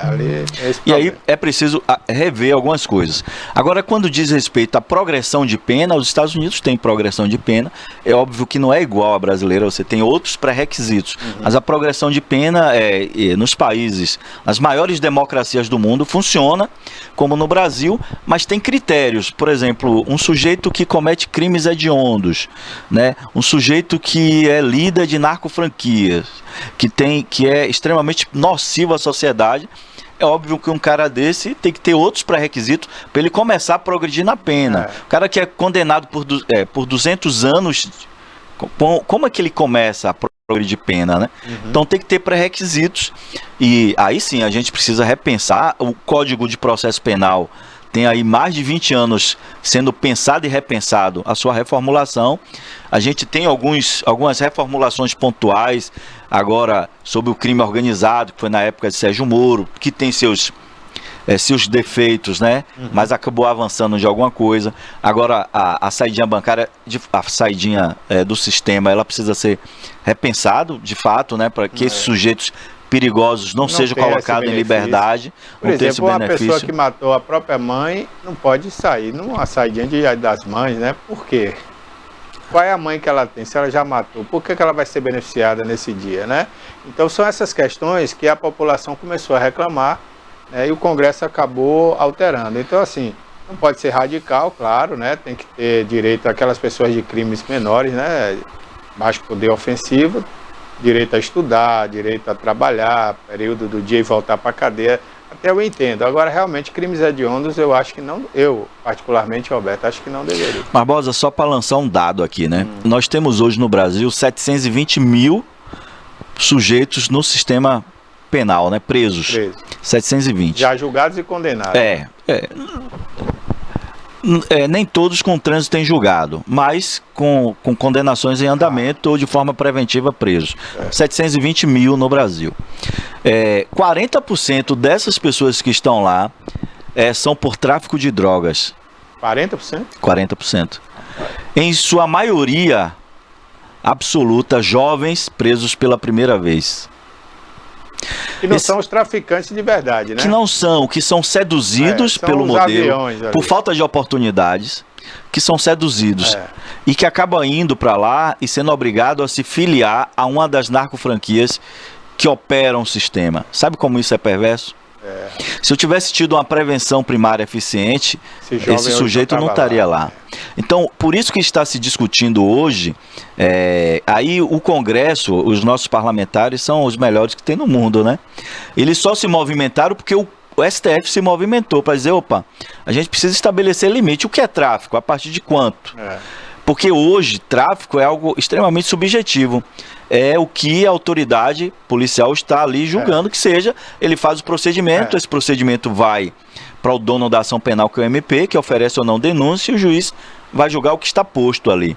Então, o STF está trazendo um fato mais pragmático, dizer assim, a partir de quanto é tráfico de drogas? Mas, Roberto, você não acha, desculpe, né, mais uma vez, o Brasil tem muito jeitinho, né? Tudo aqui se dá um jeitinho. Então, digamos, o Supremo lá queria colocar, acho que 100 gramas, né? Era 100 gramas de droga, de maconha, não era de droga em geral, né? Parece que era só a maconha, né? Não era, aí a cocaína parece que não estava em jogo, não. Era só o porte da maconha. Mas aí, se digamos seja um traficante, e ele vai ali entregar 100 gramas. Então, se a polícia pegar ele, ele vai ser usuário e não vai ser preso. Então, mas isso não abre uma brecha? A discussão não é só objetivamente a quantidade, a pesagem daquela substância, mas o contexto, que hoje na prática a lei antidrogas, ela também verifica isso, né? Por exemplo, sujeito que é pego com, sei lá, 3 papelotes de maconha, mas que está com ele ali um caderno de anotações de venda, ele está com um monte de dinheiro pequeno ali, R$5, moedas, tem balanças de precisão.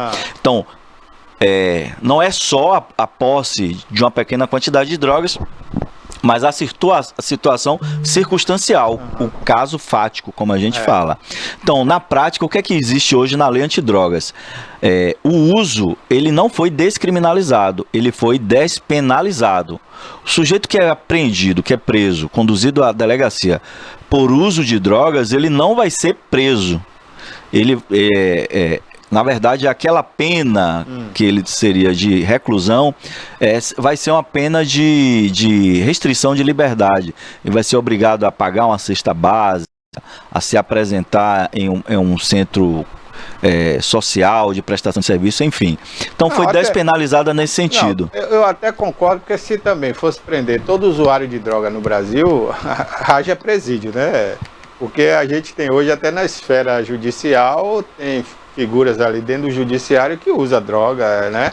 Infelizmente, essa coisa da droga está em todas as camadas da sociedade. A droga, ela sempre foi utilizada por todas as civilizações, né? Esse modelo que a gente tem, Barbosa, no Brasil, ele é herdado dos Estados Unidos, da denominada guerra às drogas. Inicialmente, e aí surge muito naquela área de Chicago, né? De Al Capone, né? Que era o sujeito que burlava as regras quando era proibido vender bebidas alcoólicas. Quando a regra muda, aí o foco não era mais o álcool, mas a maconha, que era utilizada largamente nas periferias das grandes cidades dos Estados Unidos. Começou a se combater, principalmente que era uma droga, por ser barato e produzido em qualquer canteiro. O sujeito jogava maconha, como diz Bezerra da Silva, né? E de repente nasce aquele matagal, né? E ali é uma droga barata. Era utilizada, e se focou na perseguição, principalmente que era utilizado por população negra. Esse modelo a gente importa pra gente. E aqui eu quero dizer, no mundo, os países que fizeram a legalização mais aberta, por exemplo, do uso de maconha, e aqui eu não estou falando dos clubes de cannabis que você tem em alguns países escandinavos, mas assim, Portugal e Espanha legalizaram. Estados Unidos em alguns estados, para maconha. Então você tem uma redução considerável de crimes relacionados às drogas nesse sentido. Mas lá eles organizaram antes de liberar, né? Quer dizer, existe o comércio legal da droga, né? Existe o comércio, então assim, a farmácia, aí você quebra, nesse caso, as pernas do tráfico de drogas para aquele tipo de não adianta você liberar e deixar o tráfico, então você tem que parar de combater o tráfico. O crime organizado, ele vai se metamorfosear no tempo e no espaço. Falei aqui no início que até a pandemia nós tínhamos muito, de forma acentuada durante os anos subsequentes, crescimento de crimes violentos contra o patrimônio, assalto. A partir da pandemia, esse número vem diminuindo. Em contrapartida, a fraude e o estelionato vem crescendo no Brasil. Por quê? A partir da pandemia, as pessoas começaram a transacionar mais efetivamente pelo cyberespaço, pelas contas virtuais, comprar, vender. Golpes na rede social. Isso. Então, esse dinheiro físico, ele está diminuindo no espaço. Você pode observar aí que os carros fortes antes, na nossa região, era um trânsito terrível. E diminuiu muito consideravelmente. Então você tem muito dinheiro. Então, a polícia precisa estar atenta às mudanças da sociedade. E aí a gente fala de planejamento estratégico. Planejamento estratégico faz leitura de cenários. E a leitura de cenário é importante para que o crime organizado mudando, a gente já perceba a nuance de mudança dele e dê um passo à frente. Então, quando a gente fala de legalização de algumas drogas, o crime organizado vai se metamorfosear, mas no nosso planejamento estratégico do Estado e das polícias, a gente precisa estar preparado para isso. Então, Portugal e Espanha têm seus índices criminais reduzidos no que diz respeito com referência à questão das drogas. Primeiro, porque o usuário ele precisa ser cadastrado para comprar na farmácia, ele precisa passar por um programa de desestímulo ao uso. Então, ao invés de aumentar o uso, diminuir o uso. Então, todas essas coisas precisam ser discutidas. Ô Roberto, está se discutindo muito lá em Brasília, principalmente porque foi a prisão de um deputado, né? Talvez se não fosse, ninguém estava nem falando isso.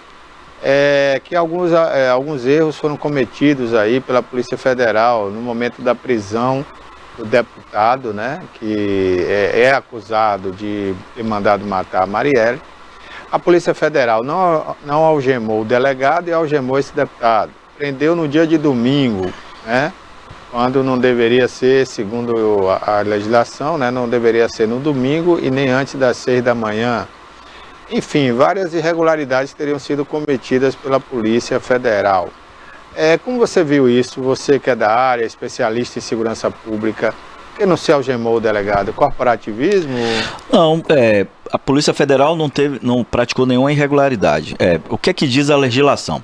Você só não pode prender o sujeito no repouso noturno. E aí você, não é 6 da manhã, repouso noturno, a falta de luz do sol. Então, por exemplo, se você for lá para alguns países do hemisfério norte, o dia vai começar a amanhecer 11 da manhã. Então ainda é noite, né? Você tem... Por exemplo, aqui no norte o dia amanhece mais cedo, ali no nordeste aqui, se você Fortaleza, né, Natal. A gente tem a questão do fuso horário, né? Mas para além do fuso horário, por exemplo, o pessoal que começa a assistir, acorda cedo para assistir o 01, né? O 0 hora, né? Aí passa Salvador, solzão, porque a gente o sol começa a nascer, né? De leste, o surgimento dele é de leste a oeste. 6 da manhã, só em Salvador tá já Em São fazendo Paulo calor. é noite ainda. São Paulo ainda é noite. Aí você vai lá pro Acre, ainda tá de noite. Tudo bem que o Acre já é outro fuso horário, mas é noite. Então, noite. repouso noturno. Primeiro ponto. A legislação não fala de domingo, não. Ah, não? É o Sunday, né? O dia do Senhor. Não é o dia do Senhor. Domingo é um dia como outro qualquer. É óbvio que domingo você não tem todas as estruturas de Estado prontas ali, porque é um dia de descanso normal. Mas a polícia não tem dia de descanso. A polícia trabalha 24 Ela horas tendo por mandato, dia, não tem- 365 dias, 6 horas por ano. Então ela tendo mandato não existe Tendo essa a ordem questão. judicial, o mandado, ela vai lá e cumpre dentro dos pré-requisitos. A algema. A algema aí é uma interpretação do policial que está. Quer dizer, ele achou ali que o deputado era mais perigoso. Ele achou que o cara poderia reagir, talvez pela atitude. Isso vai estar em relatório da prisão, né? Ele agiu de uma forma brusca e ele poderia reagir contra a guarnição e para preservar a nossa integridade física e dele, que passa a ser um sujeito resguardado pelo Estado, porque o Estado determinou a prisão dele, eu coloquei a algema. Então, isso aí é uma discricionariedade interpretativa do policial que faz a prisão. Então, o uso de algema se justifica a partir de algumas situações, é óbvio, de forma subjetiva, que o policial interpretou. Então, a algema, por exemplo, o médico aqui em Itabuna, que foi preso por crime de racismo. Crime Foi de racismo, né? Foi racismo. Ele foi no fundo da viatura. No camburão. Mas por que quem tem que ir no fundo da viatura é o negro da periferia? Não. O bacana, o médico, Não pode, o semideus não pode? Pode. Pode não, deve. Os né? policiais civis agiram de forma correta. Porque o meu protocolo de ação está dizendo assim, o preso tem que ser conduzido. O Código de Processo Penal diz que o preso tem que ser conduzido no compartimento de presídio. Que já tem ali atrás, seja para preto, branco, né? Pobre, rico, preto, branco, pobre, rico, é ali. Isso aí eu concordo. Não é porque o bacana é o rico. Não. Até porque, na verdade, aí você fala de estruturas de Estado e de justiça. Acesso à justiça, o pobre não tem acesso à justiça. Não tem. O rico só vai preso depois da última instância. Ele recorre, vai às vezes nem vai, e tal, né? vai burlando, exatamente para não ser. Chega no presídio hoje, verifica lá quem está preso. Majoritariamente. Não, e outra coisa, eu falava há pouco sobre essa questão, né? Você até abordou aí do traficante, mas quando é um traficante de verdade, aí o Supremo Federal vai lá e libera, como liberou outro dia um cara aí que sumiu até, né? Ninguém sabe nem o paradeiro dele aí. Um cara do Rio de Janeiro, de São Paulo. Teve um aqui da Bahia que foi solto no plantão judiciário. No plantão judiciário. Bom, aí você tem os casos e casos, né? Não, mas esses são os poderosos, né? Que tem muito dinheiro, pode pagar advogado. Na prática, rico não fica preso no Brasil, majoritariamente. Aí eu tô falando de estatística. Quem quiser discutir comigo, discordar, vamos lá olhar na estatística. Olhar a estatística. Os ricos não ficam presos. A prisão, ela necessariamente é para uma classe da sociedade. Não é só o Brasil é um país extremamente desigual. Ele tem situações que precisam ser respondidas, né? Situações históricas que a gente tá lá no passado, são os esqueletos no armário. Por exemplo, nosso período de libertação da escravatura. Houve uma libertação de escravo? Nossos irmãos escravizados? Não. Houve apenas uma desacorrentação. Os nossos irmãos foram colocados à margem do circuito central de economia. Pior, o Brasil fez um processo de branqueamento, importando europeus. E alguns irmãos escravizados foram extraditados, mandados de volta à África. Então foi extremamente perverso. Isso, a gente precisa dar resposta a isso. Né? E até hoje não. O período da repressão militar, né? Do golpe militar, criaram a lei de anistia. Eu vou anistiar os de lá, mas os de cá também. E aí ficou, qualquer outro país, inclusive da América Latina, os torturadores foram presos e condenados. Augusto Pinochet foi condenado, morreu na prisão. Aqui no Brasil a gente não tem nenhum caso de... Pois não teve, nem de um lado nem do outro. Então, qualquer outro país sério do mundo teve. Então, essas coisas, Barbosa, são os esqueletos históricos que a gente tem no armário e que a sociedade precisa abrir para discutir isso, se resolver. Enquanto não se resolve isso, a gente vive ciclos, né? E aí é um momento hoje no Brasil dos extremos, né? Dos dois polos. E essa discussão de polaridade acaba beneficiando os próprios polos, né? O polo da extrema direita, o polo da extrema esquerda. E não se permite construir novas lideranças. Mas para além disso, a gente precisa, ainda que a população precisa depurar isso. Como é que se depura isso? Investindo em educação. Eu acho que o nosso problema hoje é que não existe uma política séria de educação para a nossa população. Estados Unidos e boa parte dos países da Europa, a educação básica, que é aquela do fundamental ao nível médio, ela é toda pública. Então você tem numa escola o sujeito que chega de limusine e o sujeito que chega de bicicleta ou que vai a pé. Na mesma escola, com a mesma qualidade. A educação superior, ela tem outra vibe, ela tem outra formatação. As melhores universidades nesses países são as universidades privadas, que via de regra são mantidas por fundações privadas. Mas a educação pública, ela é de qualidade. Então a gente começa a melhorar a situação do Brasil, a depurar isso com a educação de qualidade. Mas político tradicional não gosta de mexer na educação, porque não dá voto, né? É verdade. Roberto, para a gente finalizar, né, estamos chegando perto do final aí do programa, a visita de Macron ao Brasil, né? Ele lá está sendo muito criticado, né? A agricultura lá reclama muito, inclusive está repudiando, né, o fato de uma possibilidade de um acordo com a União Europeia do Brasil ou da América do Sul, justamente em função da agricultura. E a agricultura lá na Europa é muito fragilizada, né? Com exceção da Ucrânia, que é muito forte também, né, na soja. Os demais países são pequenos, né, e não têm capacidade de competir com um território como o Brasil.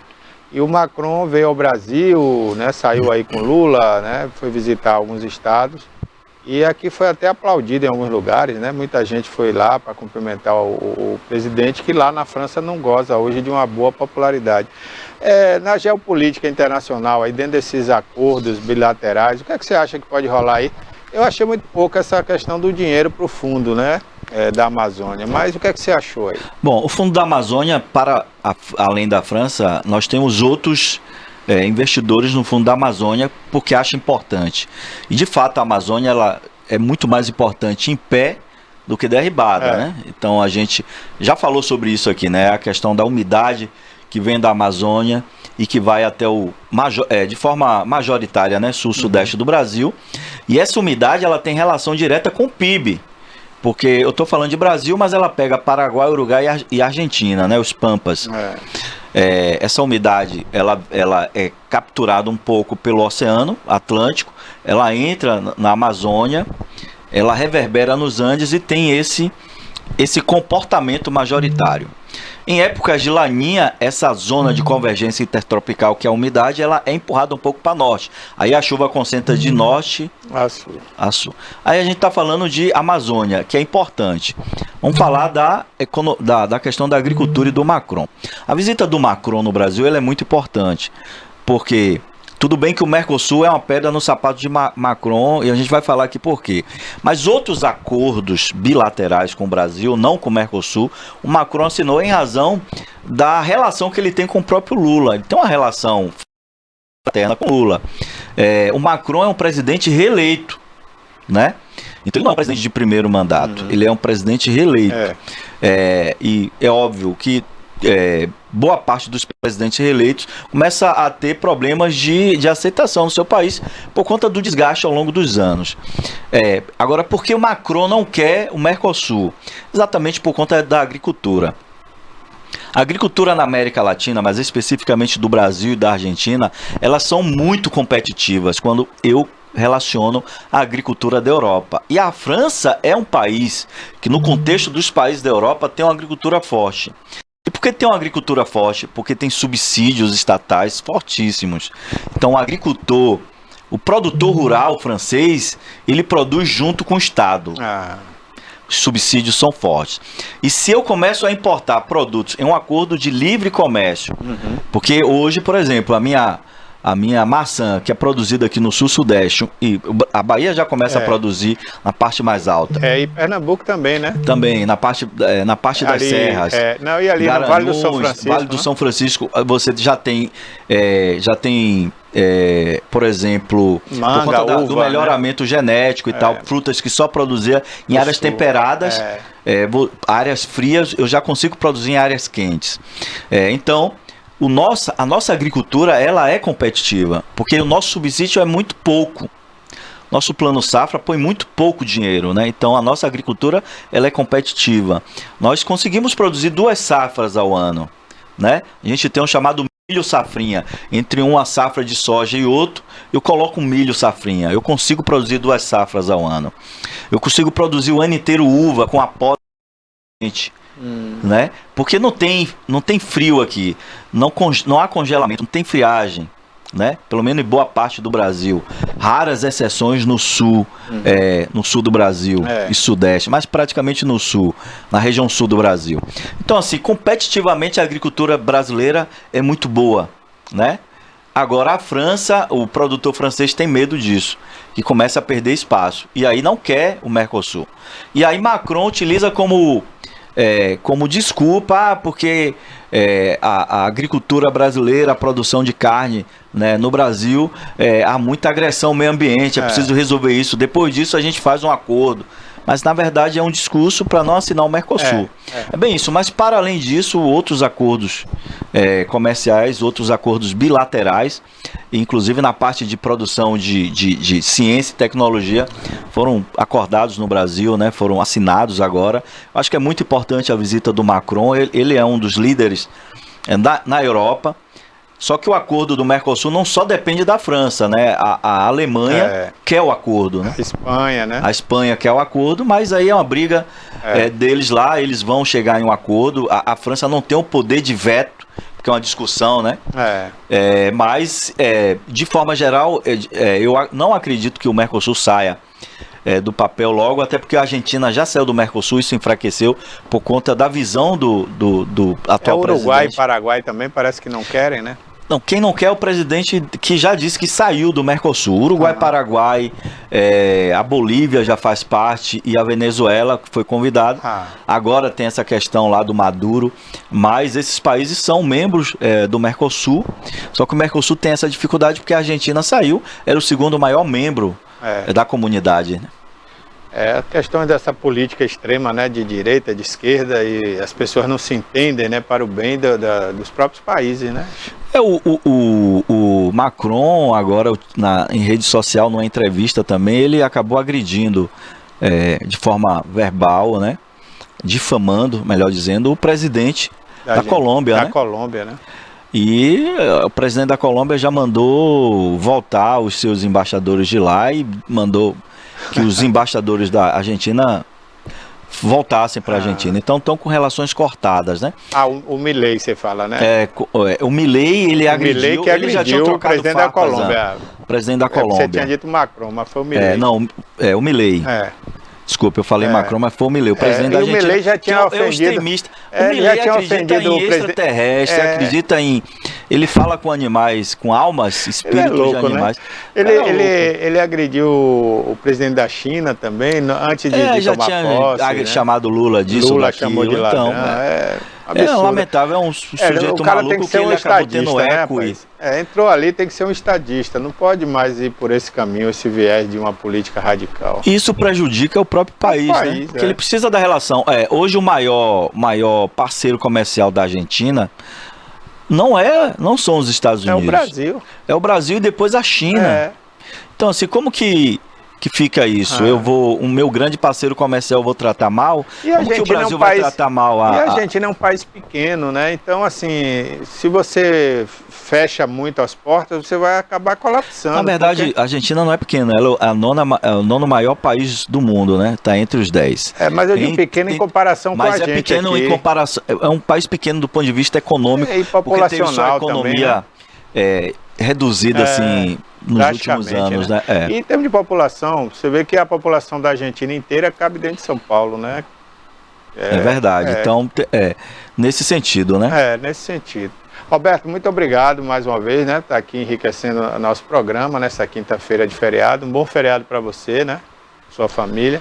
Valeu, forte Na abraço. próxima semana queremos estar juntos aí, viu? Estamos juntos aí. Feliz Páscoa, né? Obrigado. Feliz Esse é um Páscoa momento aí também que a pra gente você. está revivendo a história da paixão de Cristo, né? É muito importante, principalmente a convivência familiar, né? Com certeza. E eu quero até, nesse final de programa, né, lembrar as pessoas que é um dia, nessa sexta-feira, é um dia de reflexão. Faça uma reflexão, né? Se você é cristão, faça um jejum antes da Páscoa, né? Reflita, né, nas ações de Jesus Cristo aqui na Terra. Ele fez, o que ele passou por todos nós, né? Entenda, se você ainda não entendeu, o porquê de tudo aquilo que ele passou. É para que você tenha essa comunhão, né, mais de perto com Cristo e com Deus, né? Então vamos refletir, vamos jejuar, né? Deixa o peixe para mais tarde, faz um jejum assim de 6 da manhã, da hora que você acordou, até as 2 da tarde, pelo menos, né? Faz esse sacrifício aí, fica sem comer, sem tomar água, só lendo a Bíblia ali, orando, ouvindo uma música gospel, né? Para ter esse momento de reflexão, vai fazer muito bem para você, tá bom?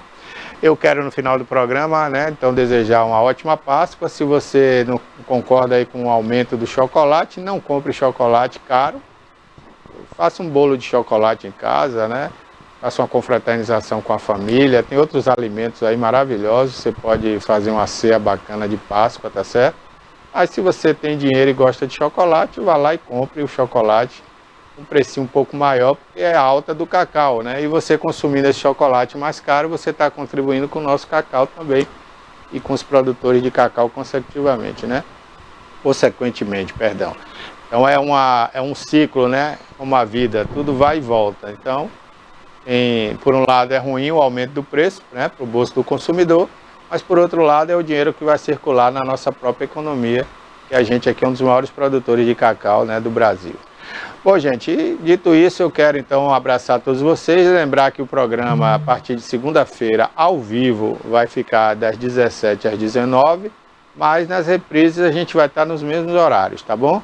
Você vai acompanhar no mesmo horário pela manhã, às 10 da manhã, das 10 ao meio-dia, aí vai ser reprise. O ao vivo vai ficar para as 17 horas. Eu conto com a audiência de vocês. Espalhe por aí que a gente tem um aplicativo no Android, você pode baixar gratuitamente. A gente tem também o stream, que é o tviplay.com.br. Vamos lançar filmes e documentários a partir de abril. Vai ser de forma tímida, né? 1 ou 2 a cada semana aí, mas vamos estar sempre lançando alguma coisa diferente e exclusivo. Esses conteúdos vão estar exclusivamente no stream, não vão estar na nossa programação normal da TVI, na TV a cabo. Então, tem coisa que você só vai assistir no stream, tá certo? E estamos também no YouTube e na página TVI Oficial. Lá também você vai encontrar no nosso stream o Jornal à Tarde, que é o maior portal de notícia do Norte e Nordeste do Brasil, inteiramente grátis, você não vai pagar nada, tá bom? Uma boa Páscoa, um bom final de semana e até segunda-feira, se Deus quiser. Valeu, Roberto.